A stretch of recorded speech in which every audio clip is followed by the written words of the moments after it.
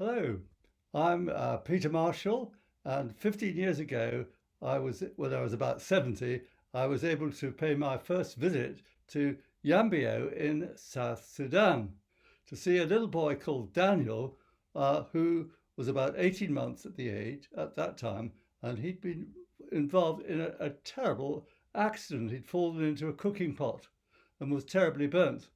And in the goodness of God, I was able to arrange for Mission Aviation Fellowship to do a medevac and take him to a burns unit in Kampala, some 500 miles away. And by the grace of God, he was wonderfully healed.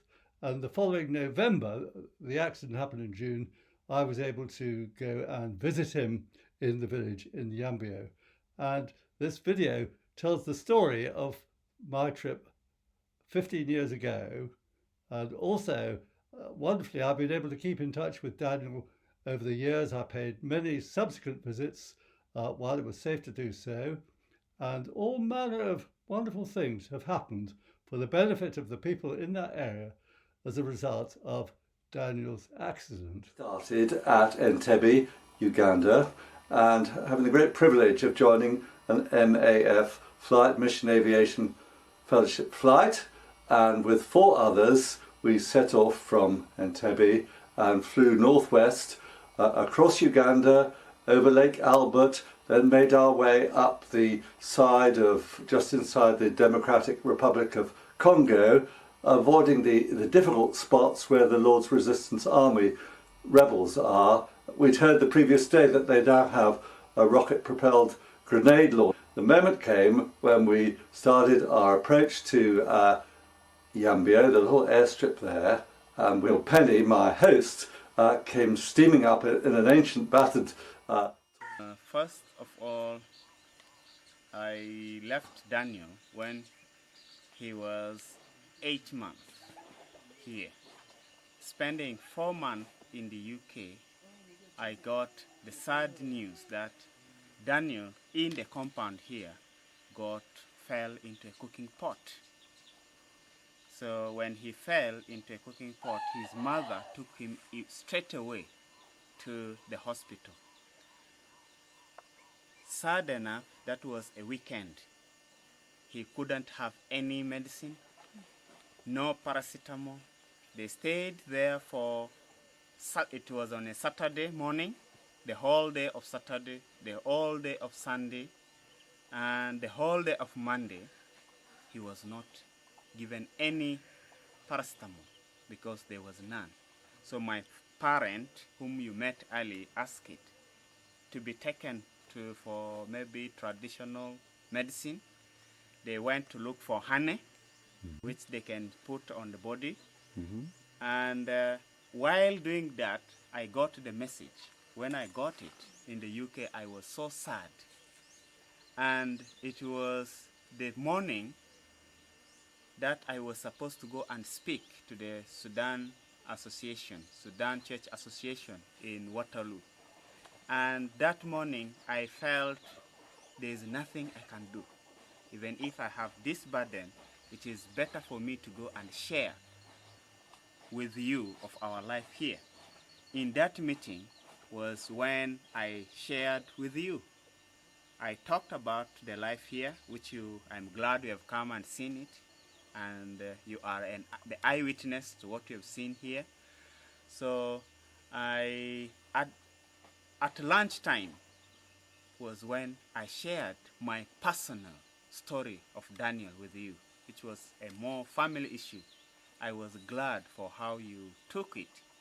You prayed about it when the session happened. That was really a relief for me, because at that time I didn't know Daniel's fate, whether he is still alive or he's already dead, because he has, for those 3 days, he have not taken any water, he have not sucked any milk, he have not eaten anything.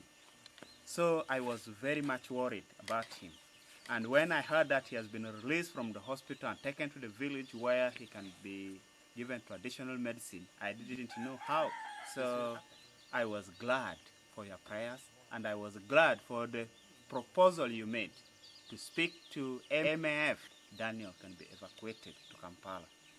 I am glad 2 days later he was able to arrive in Kampala. You can imagine, 5 days, little Daniel have not sucked any milk, his mother have not slept, and the wounds on the body, as you saw in the picture, which was taken 9 days after the burn, was so terrible on him. We almost lost hope that he will live. But thank God, in the 5th day he was able to get injection for the first time. He was able to feed, he was able to sleep, and that gave his mother opportunity to sleep as well in 5 days. And everything. Now I'm feeling okay about Daniel because now he can pray, he can run, even that hand it can work. I'm feeling okay about him. Okay. I'm thanking God for what you done for us.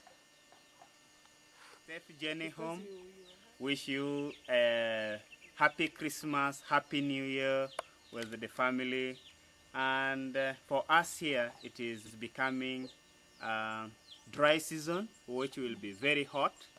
And perhaps for you, it will be quite the opposite, which will be very cold.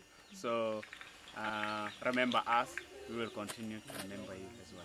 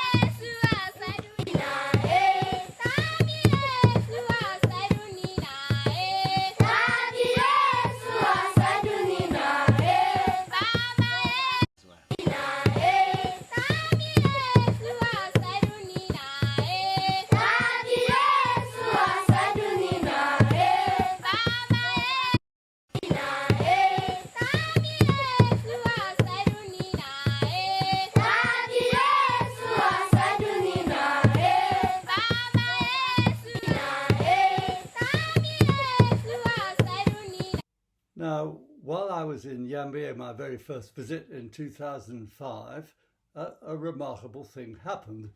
And it's the story behind this hat. This is not a boating hat. This is a Zandi chief's hat, which I was given as a thank you. And while I was in Yambio visiting Daniel after his incredible healing, of God's amazing healing after his burns accident, 2 men came to me and said, the bishop wants us to show you something. So would you come with us? So off we went down a very bumpy track, and this is the story of what happened. Nice church. Yambio again, the bishop lent his car, and we bumped and bumped for about 3 miles through this equatorial rainforest until we came as far as we could go. Then we continued on foot, clay pit. So they thought, right, why don't we, while we have the time, start building a new church? So they've set about making several 100,000 bricks by hand. They've already made the first 50,000 bricks, and they showed me the kiln, they showed me the procedure, and then they sort of move the bricks from here to there. Everybody gives up a day a week to work on the new church project, and then the finished bricks will have to be carried some miles to the site where the new church is to be. So after that, we made our way back to the car, picked up the car, and then bumped along to the village while the people made their way to the village. There again, everyone was turned out to see me, and I was shown the plans, I was shown the site of the new church and the work that had already been done. And then we went into the old church where the singing soon started. And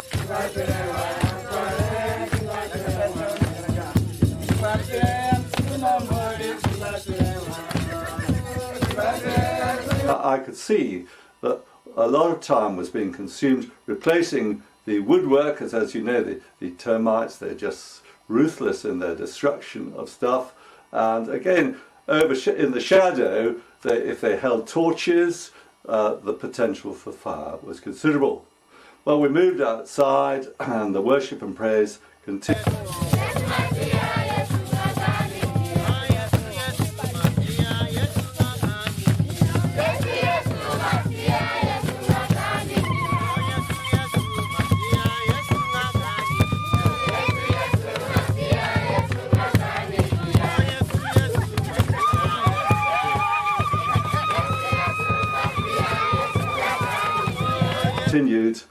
And they were looking to me very confidently that I would somehow find some partners for them, some Christian friends, others, churches, who could just donate funds that they were going to employ an engineer to supervise things. They, of course, would provide the labour, and they were very keen to show me the full schedule. 400 people they have an average. Sometimes it goes to 500, sometimes 600, sometimes not always less than that.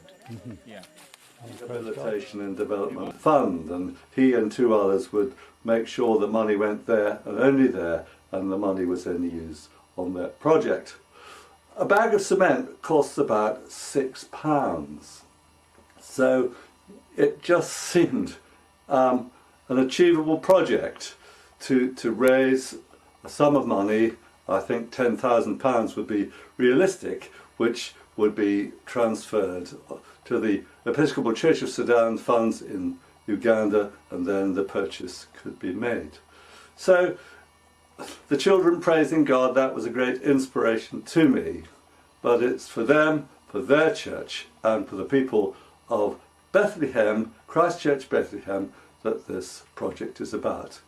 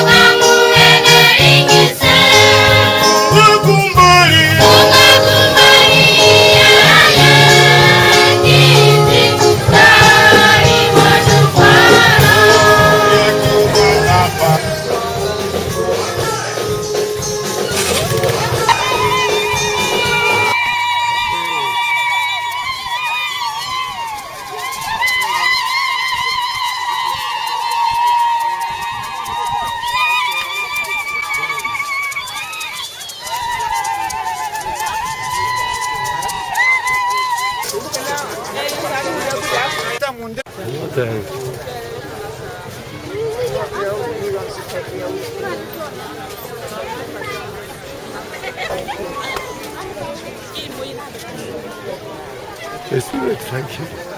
This is every man ever found 3 times before.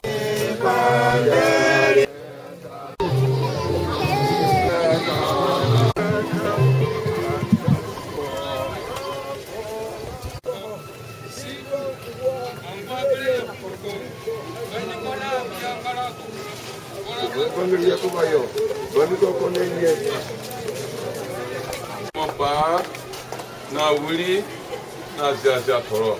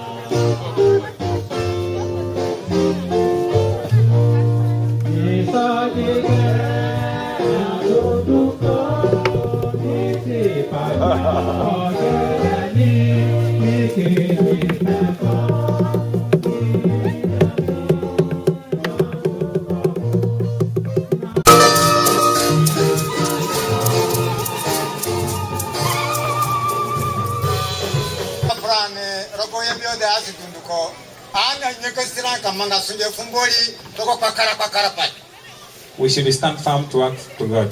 Now when that have the word firm.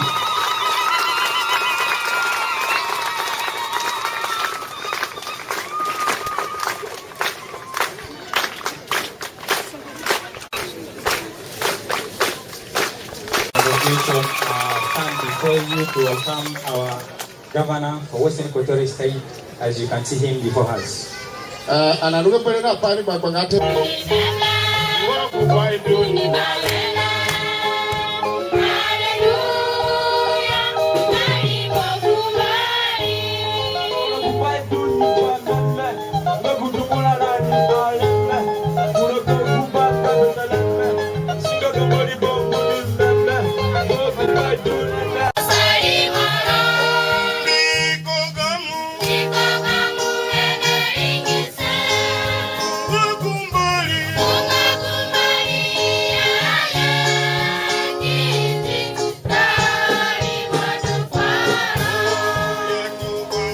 Very much. They started digging the stones, they sank, and it's not there. Well, you do not put in Unamanga.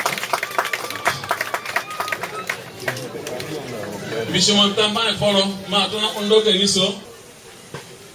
Mina hombu pa bironi. Ga mina dungono ni particular fumbolite. Bombi ko kupainga. Oba borona kidio fuele bengele ya danga kibelete. Sidu mikini mela gene mika da koroyo. Boroki sana reganda manunga metupa zakapete. And God is listening to us seriously. So when we pray for you, God will listen to us.